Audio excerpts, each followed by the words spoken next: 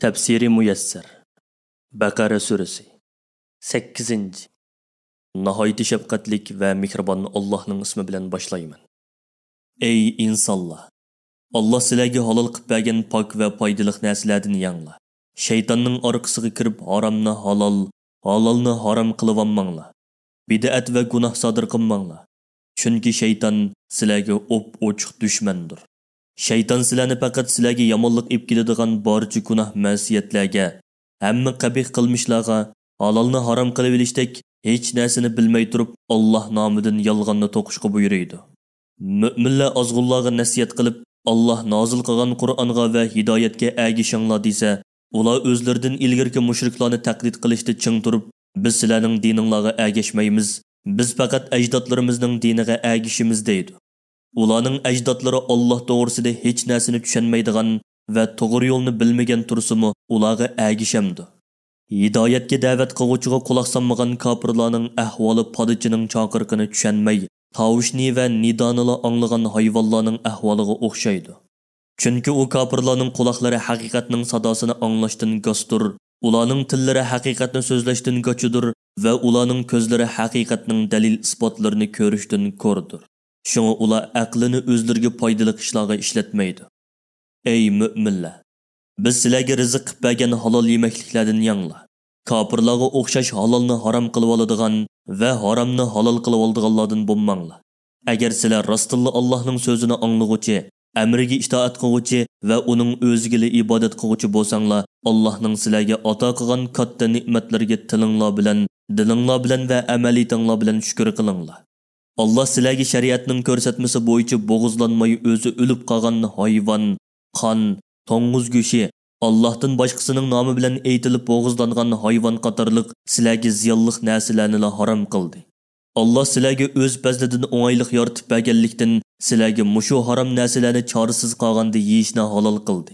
Kimki bu narsalardan o'z ixtiyoricha emas, ilojsizlikdan hayotini saqlab qolgudek miqdorni yeyishga majbur bo'lib qolsa, onunğa hech gunoh bo'lmaydi. Shaksizki, Alloh bandalarining gunohlarini nihoyat mag'firat qiluvchidir, ularga bakmo mehribondir. Shaksizki, Alloh samoviy kitoblarda nozil qilgan Muhammad alayhisalomning sifati va boshqa haqiqatlarni yushirdiganlar va bu yushirish badaliga dunyoning arzimas manfaatiga erishga qiziqadiganlar, uning badaliga faqatli yolqinjab turgan do'zax o'tini yeydi. Alloh ularga g'azab qilganlikdan qiyomat kuni ularga so'z qilmaydi. Ularni kofirligidan va gunohlaridan poklamaydi. Ularga alamlik azob bor. Mushu sifatlarning egisi bo'lgan kishilar hidoyat badaliga ozg'unlikni, Allohning mag'firati badaliga azobni tanlagan kishilardir. Ular do'zax ahlining amallarini qilish orqali do'zaxga kirishga nima degan jur'atlik? Alloh do'zaxga kirishdan qo'rqmaydigan bundoq odamlarning holiga ajablanadi. Ey insonlar, sizlarmi ularning do'zaxga kirishga jur'at qilganligidan va do'zax azobida mangu qilishga naqadar chidamliq ekanligidan ajablaninglar. Ularning bundoq qattiq azobga qilishining sababi shuki, Alloh kitoblarini payg'ambarlarga ochiq haqiqatni o'z ichiga olgan holda nozil qildi. U kofirlar bo'lsa, bu haqiqatlarni inkor qildi. Samoviy kitoblar to'g'risida ixtilof qilishib, u kitoblarning ba'zisiga iymon etib, ba'zisini inkor qiluvchilar hidoyatdan va haqiqatdan intayin yiroq bir talash-tortish ichidadir. Allah buyurmagan bo'lsa, namozda kun chiqish va kun petish tarafga yuzlanishning o'zi Allohning dargohida yaxshilikqa yetmaydi. Faqat Allohga iymon etgan, uning hech sheriki bo'lmagan yegona ma'bud ekanligiga chin ishongan, oxirat kuniga va u kundagi hisob berish, mukofot va jazo qatorliqlarga, farishtalarning hammasiga, Alloh nozil qilgan kitoblarning hammasiga, payg'ambarlarning hech birini ayirib qo'ymay hammasiga iymon etgan, pul-mol o'ziga shunchalik so'yimlik turib tuqqanlarga, muhtojlikda qolgan yetimlarga, hech narsa yo'q miskinlarga, oilasidan va pul-milidan ayrilib qolgan musofirlarga, qattiq muhtojlikqa sabablik tilashga majbur bo'lib qolgan soillarga, qullarning, asirlarning ozodlikqa erishiga yordam bergan, namozni mukammal o'qigan, zakot bergan, ahdiga vafo qilgan, yo'qsullikqa, kasallikka sabr qilgan, jihodga bardoshlik bergan odamlarning iymoni haqiqiy yaxshilikqa yotadi. Mushu sifatlarga erishgan kishilar iymonida rostchil kishilardir. Ana shular Allohning jazosidan qo'rqib, uningga osiylik qilishdan saqlangan kishilardir. Ey Allohga va uning payg'ambariga iymon keltirgan, islom shariatiga amal qiladigan kishilar. Allah sizlarga qasdan odam o'ltirgan qotildan biriga bir qisos ilishga buyurdi. Ozod qotil o'zi o'ltirgan ozod odam uchun o'ltiriladi. Qul qotil o'zi o'ltirgan qul uchun o'ltiriladi. Ayol qotil o'zi o'ltirgan ayol uchun o'ltiriladi. O'ltirilguchining egilari qotildan qisos ilishni apu qilib, o'rniga diyet, ya'ni to'lam ilishga ma'qul bo'lsa, har ikki taraf islom axloqi bo'yicha ish ko'rib, kechirim qiluvchi qotildan diyetni qo'pollik qilmay, chiroyliqcha talab qilishi, qotilning diyetni kechiktirmay, kemaytmay to'liq berishi lozim. Qisosning o'rniga diyet ilishdan iborat bu hukm Rabbinglar tarafidan kelgan yeniklatishdir va sizlarga rahmatdir. Chunki buningda sizlarga o'ng'aylik va manfaat bor. Kimki qotilni kechirib, uningdan diyetni olgandan keyin uni o'ltirdikan, u qattiq azobga duchor bo'ladi. U yo bu dunyoda qisos uchun o'ltirilib azoblanadi, yoki oxiratda do'zaxga tashlanib jazolanadi. Ey sog'lom aql egalari, qotildan qisos ilishga buyurish va uni ijro qilishda sizlar uchun xotirjam hayotlik bor. Bu sizlarning Allohga toat ibodat qilish orqali taqvoliginglarni kuchaytirishinglar uchundir.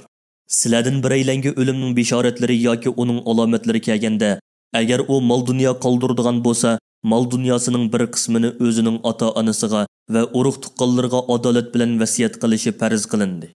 Vasiyatni yo'qsullarni qayirib qo'yib, boylarga qilish va mol dunyosining 3dan 1dan ko'pragini vasiyat qilish to'g'ri emas. Bu Allohdan qo'rqadigan taqvodor kishilarning qilishga tegishli ishidir. Kimki meyitning jon uzishdan ilgirki vasiyatini anglagandan keyin uni o'zgartirib etadigan, buning gunohi uni o'zgartirib etganligi bo'ladi. Shaksizki Alloh sizlarning vasiyatinglarni va barliq so'zlaringlarni anglab turguchidir. Sizlarning adolat va haqiqat tarafdori bo'lish yoki uningdan chetnab ketish qatorliq dilinglarda yushurganinglarni bilib turguchidir. Kimki vasiyat qiluvchining vasiyatda sahvallik bilan yoki qasdallik bilan haqiqatdan chetnab ketganligini bilib, vasiyat qilingan vaqtda uningga adolatlik ish qilish to'g'riliq nasihat qilsa, agar nasihat qilinmasa, vasiyat qiluvchi vafot bo'lgandan keyin vasiyatni shariatning ko'rsatmasiga muvofiq keladigan shaklda o'zgartib, ularning orasini yaxshilab qo'ysa, uningga hech gunoh bo'lmaydi. Shaksizki, Alloh bandalarga nihoyatda mag'firat qiluvchidir, ularga nihoyatda mehribondir. Ey Allohga, uning payg'ambariga iymon etgan va islom shariatiga amal qiladigan kishilar, taqvolikka erishishinglar va Allohga toat ibodat qilish orqali gunoh ma'siyatdan saqlanishinglar uchun Alloh sizlardan ilgirki ummatlarga ro'zani farz qilgandek, sizlarga ro'zani farz qildi. Alloh sizlarga farz qilgan ro'za sanoqli kunlar bo'lib, u Ramazon oyining kunlaridir. Sizlardan kimiki kasal bo'lib, ro'za tutish qiyin kelsa yoki safar ustida bo'lib qolsa, ro'za tutmasimi bo'ladi. Ro'za tutanmagan kunlarning qazosini Ramazondan boshqa kunlarda tutsin. Yashinib qolganlik yoki saqiyishdan umid uzilgan kasallik sababidan ro'za tutishda toqat qilgusiz darajada mushaqqat tortib qoladigan bo'lsa, ro'za tutmasimi bo'ladi va tutanmagan har bir kuni uchun bir yo'qsuni to'yg'izgidek tamoq fidya berishi lozim. Kimki fidyani belgilangan miqdoridan ortiq bersa, bu o'zi uchun yaxshidir. Agar sizlar ro'za tutishning Allohning dargohidagi katta savobini bilsanglar, jafoga chidab ro'za tutish sizlar uchun tutmay fidya bergandan albatta yaxshidir. Ramazon oyi insonlarni haqdan hidoyat qilish uchun haq bilan botilni ayirg'uvchi ro'shan oyatlarni o'z ichiga olgan Qur'on nozil qilinishga boshlagan oydir. Shunga sizlardan kimki teni saq, safar ustida bo'lmagan holatda Ramazon oyiga yetsa, uning kunduzlari ro'za tutsin. Kasal yoki safar ustida bo'lib qolgan odamning ro'za tutmasligiga ruxsat qilinadi. Ular tutanmagan kunlarning qazosini boshqa kunlarda tutadi. Alloh dinda sizlarga osonlikni va kengchilikni xohlaydi. Tasdiqni va mushaqqatni xohlamaydi. Bularning hammasi Ramazon kunlarining sonini to'ldirishinglar, ro'za hit kuni Allohga takbir aytib, ro'zani oxirlashtirishinglar, sizlarni hidoyat qilganligi uchun Allohni ulug'lashinglar va Allohning sizlarga ato qilgan hidoyat, tavfiq va osonlik qatorliq ne'matlari uchun uningga shukr qilishinglar uchundir. Ey payg'ambar, mening bandalarim sendan men to'g'riliq so'rasa, ularga deginki, men haqiqatan ularga yaqinman. Menga duo qilsa, men duo qiluvchining duosini ijobat qilaman. Ular din va dunyolik ishlarda to'g'ri yo'l tepish uchun men buyurgan va to'sqan ishlarda menga itoat qilsin va menga ishonsin. Alloh sizlarga Ramazon kechalarida ayollaringizga yaqinchilik qilishni halol qildi. Ular sizlar uchun parda va saqlovchidir. Sizlarmi ular uchun parda va saqlovchisizlar. Alloh sizlarning Ramazon kechasida ayollaringizga yaqinchilik qilib, gunoh sodir qilish orqali o'zingizga xiyonat qilganligingizni bildi. tavbanglarni qabul qilib, sizlarni afu qildi va bu ishda sizlarga kengchilikni yo'lga qo'ydi. Endi ularga Ramazon kechalaridami yaqinchilik qilinglar. Alloh sizlarga taqdir qilgan farzandni talab qilinglar. Toki tong etib, saharning yo'riqi kechining qorong'uligidan ayrilganga qadar yanglar, ichinglar, ondan kun petib kechikirganga qadar roza tutinglar. Sizlar masjidda itikobda o'ltirgan chig'inglarda ayolinglarga yaqinchilik qilmanglar va yaqinchilik qilishga ib boradigan ishlardan musaqlaninglar. Allah sizlarga belgilab bergan bu ahkamlar Allohning halol bilan harom o'ttirsidagi chegaralaridir. Haram ishlarga tushib qolmasliklaringiz uchun bu chegaralarga yaqinlashmanglar. İnsanlar Allah'tan qo'rqsin va taqvoligini oshirsin deb Alloh ularga oyatlarini va ahkomlarini ana shundoq tafsiliy va ro'shan bayon qilib beradi. Yolg'on ishga qasam qilish, bulangchilik, o'g'rilik, poraxo'rlik, jazonixo'rlik qatorli qilmishlar bilan bir-biringlarning pul mollarini nohaq yavanmanglar. Haromligini bilib turib, kishilarning pul mollaridan bir qismini yo'lsizlik bilan, saxta dalil isbotlar bilan yavilish uchun amaldorlarga pora bermanglar.